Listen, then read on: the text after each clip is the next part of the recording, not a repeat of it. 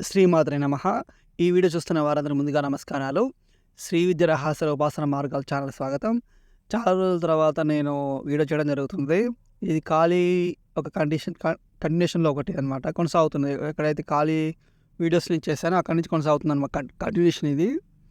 వాస్తవానికి ఏంటంటే ఖాళీ తత్వాల గురించి చాలామంది చెప్తున్నారు. ఏంటంటే వామాచార దేవత, తాంత్రిక దేవత అని చాలా చెప్తున్నారు. వాస్తవానికి ఆ వామాచారం కాదు, తాంత్రిక కాదు, ఇవన్నీ కాదు. కాలానికి అనుసంధానమైన దేవత అది. దేవతామూర్తి. ఇప్పుడు దశమా విద్యల్లో ఉన్న మొదటి విద్య కాళీ దేవతను పిలుస్తాం. డైరెక్ట్‌గా వచ్చేస్తుంది అక్కడ మీకు. అయితే ఏంటి సిద్ధి పొందిన తర్వాత ఎలా ఉంటుంది? చాలామంది నన్ను అడిగిన వాళ్ళు చాలామంది ఉంటారు. అంటే మనకు ఇప్పుడు ఒక్కొక్క గురువుకి ఒక రకంగా అమ్మవారు దర్శనం ఇచ్చింది.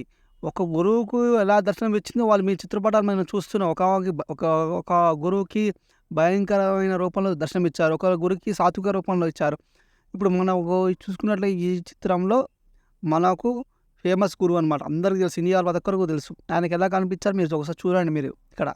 ఇది తాంత్రికంలో కావచ్చు, వామాచారంలో కావచ్చు, దక్షిణాచారంలో నువ్వు ఎలా అనుకున్నా కానీ ఇది ఫైనల్ ఇక ఆయనకు. ఎందుకంటే ఒక దేవతామూర్తి వచ్చి కూర్చున్నప్పుడు ఎలా ఉంటుందో అనేసి చాలామంది తెలియదు. 99.99% ఎవ్వరికి కూడా తెలియదు అసలు ఖాళీ ఎలా ఉంటుంది అనేసి. ఈ చిత్రాన్ని నేను చూసినప్పుడు పర్ఫెక్ట్ ఇది. ఎందుకంటే అమ్మవారి స్వయంభూ అక్కడ వచ్చి కూర్చున్నదనేసి నా యొక్క భావన అది. ఎందుకంటే నాకు ఆ విలువ తెలుసు కాబట్టి నేను చెప్పగలుగుతున్నాను. లేకపోతే నాకు తెలియకపోతే నేను ఇలా చెప్పగలుగుతాను. అదొకటి. మెయిన్ ఏంటంటే అమ్మవారు అక్కడ కూర్చుంది అక్కడ.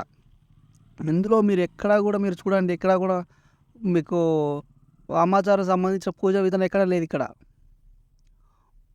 గమనించండి. ఎందుకంటే చిత్రపటంలో ఏముందో మీకు ఖచ్చితంగా మీరు గమనించండి. గమనించిన తర్వాతనే మీరు నాతోటి మాట్లాడండి. ఎందుకంటే ఇక్కడ ఎక్కడా కూడా వామాచారం సంబంధించినవి ఏవి లేవు అక్కడ.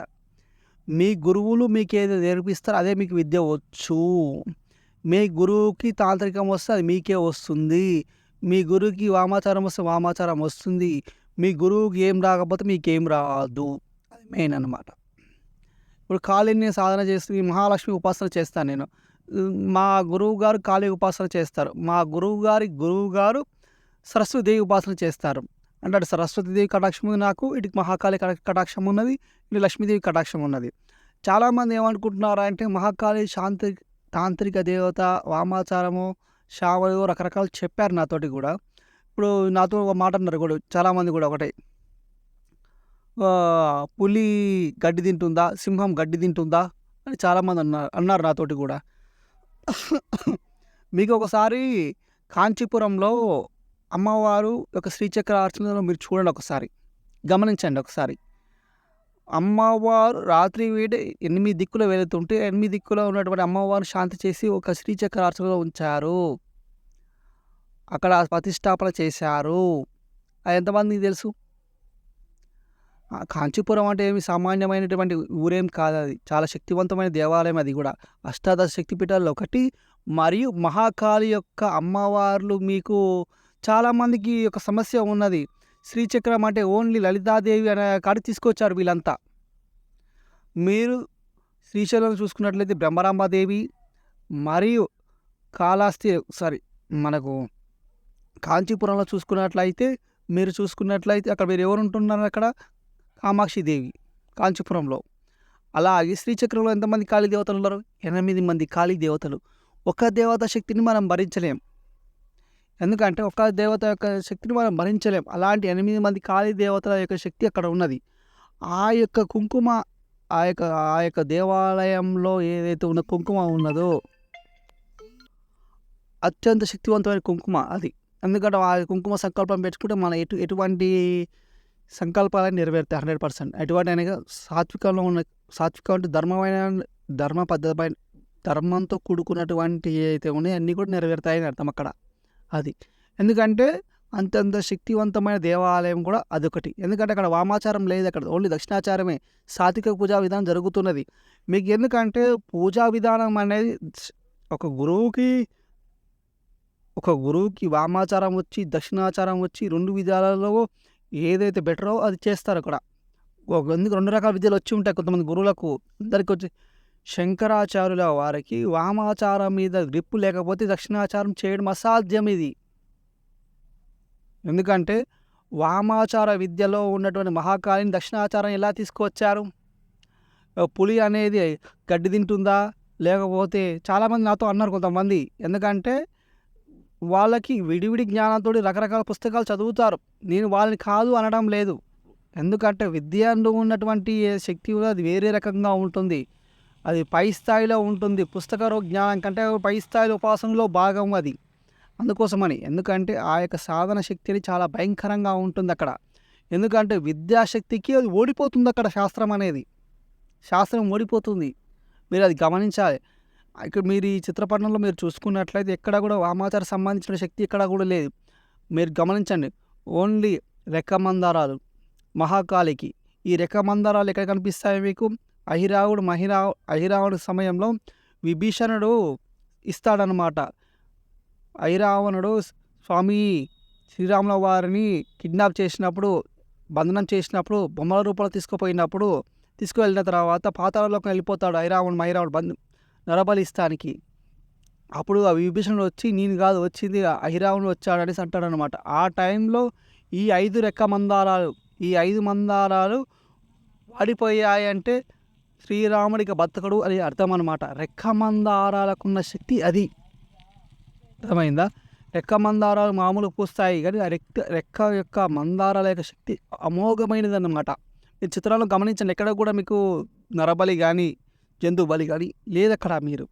అది మీరు గమనించకుండా ఉండి ఎంతసేపటి కాళీ తాంత్రిక దేవత వామాచార దేవత అని అనుకోండి, ఇక అలాగే అనిపిస్తుంది. నేను లక్ష్మీదేవి శ్రీవిద్య సంప్రదాయం లక్ష్మీదేవి సాధన చేస్తాను కాబట్టి లక్ష్మీదేవి యొక్క సంప్రదాయాలు కొన్ని వేల ఉంటాయి. ఒక్కోడు ఒక రకంగా సాధన చేస్తాడు. ఎవడు ఎలా సాధన చేసినా పరిహారాలు చేయాలి అక్కడ. అది ఎలా సాధ్యమవుతుంది? వాడు వామాచారంలో చేస్తాడు సంకల్పం ఒకటి, వాడు దక్షిణాచారంలో చేస్తాడు సంకల్పం ఒకటి. ఇంతమంది సంకల్పాలను, ఇంతమంది ప్రయోగాలను ఇతన్ని ఇలా నివారణ చేయాలి. అందరికి దక్షిణాచారంలో చేయాలా? అందరికి వామాచారంలో చేయాలా? అందరికి ముగ్గు కూర్చోబెట్టాలా అని? ఎందుకంటే నీ గురువుకి ఏదైతే వస్తుందో అది నువ్వు నేర్చుకుంటావు అంతే అక్కడ. అంతకు మించి కూడా విద్య ఉంటుంది. ద్రోణాచార్యులకు మించిన విద్య ద్రోణుడి దగ్గర కూడా ఉన్నది. అది ఎక్కడ కనిపిస్తుంది? ఏకలవ్యులో కనిపిస్తుంది ఆ విద్య మీకు. అంతేగాని కాళీ దేవత ఎప్పుడు కూడా వామాచార దేవత కాదు. అర్థమైందా? ఆమె సాత్విక రూపము. ఆ రూపాన్ని చూస్తున్న వ్యక్తి ఎవరైతే ఉన్నారో అది ఓన్లీ పరమశివుడు మాత్రమే. ఎందుకంటే చూస్తే ఉండొచ్చు ఎవరు కూడా. లక్ష్మీదేవి చూడొచ్చు, సరస్వతిదేవి చూడొచ్చు, విష్ణుమూర్తి చూడవచ్చు. ఎందుకంటే కాళీ స్వభావం అనే స్వరూపం అనేది చాలా సాత్విక రూపంలో ఉంటుంది వాస్తవానికి. ఎప్పుడు కత్తి పట్టుకొని ఎప్పుడు కూడా కత్తి పట్టుకొని పార్వతీదేవి ఉండదు ఇక్కడ. భార్య రూపంలో ఉన్నటువంటి పార్వతీదేవి, భర్త రూపంలో ఉన్న శివుడు ఎప్పుడు గొడపోరు వాళ్ళు కూడా. అర్థమైందా? ఎందుకంటే ఆ యొక్క కాళీ స్వరూపం అనేది చాలా సాత్వికంగా ఉంటుంది. నలుపు, తెలుపు, ఎరుపు 3 వర్ణాలు కలిపినటువంటి ఏదైతే ఉన్నదో అది చాలా సాత్వికంగా ఉంటుంది. అవి ఒక 19 ఏళ్ళ అమ్మాయి ఎలా అయితే ఉంటుందో అలాగే ఉంటుంది మహాకాళి కూడా.